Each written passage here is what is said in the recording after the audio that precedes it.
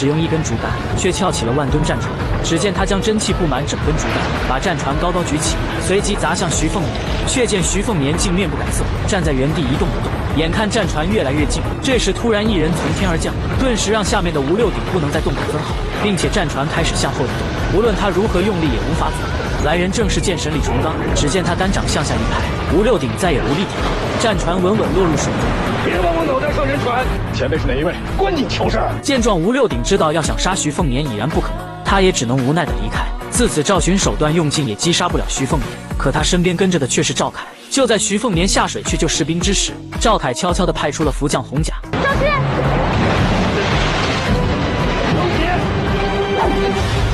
就差这么一点点，徐凤年在最后一刻躲开了福将红甲的偷袭。赵凯见偷袭失败，直接脚踩红甲偷偷离开，而徐凤年却带着众人上了赵寻的船。要知道刺杀北凉世子那可是大罪，就算他爹是靖安王也保不了他。可他早就准备好了替罪羊。刚才大乱之时，我借机出手将这贼子擒住了。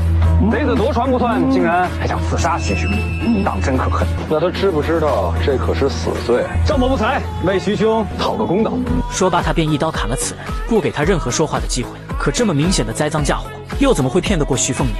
只见他慢慢靠近赵寻，先是帮他擦去脸上的血迹，结果下一秒，什么意思？这就算是谢罪了？徐凤年，不叫徐兄了。面对徐凤年，赵寻也只能忍气吞声。而徐凤年很快就来到了他的地盘，可靖安王不但不给他报仇，反而是带着王妃背上厚礼去看徐凤年。结果徐凤年一见面不理靖安王，反而是盯着王妃看。苏文王爷风度卓绝，今日一见，果然不凡呐。凤年，这里无外人，你我叔侄相称便是。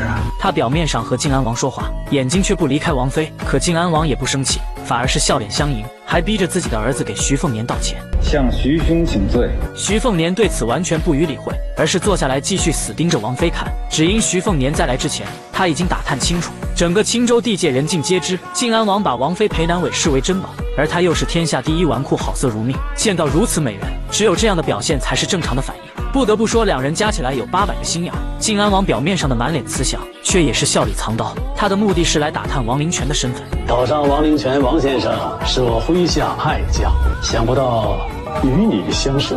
实不相瞒，王伯曾在军中任职，他是我的长辈。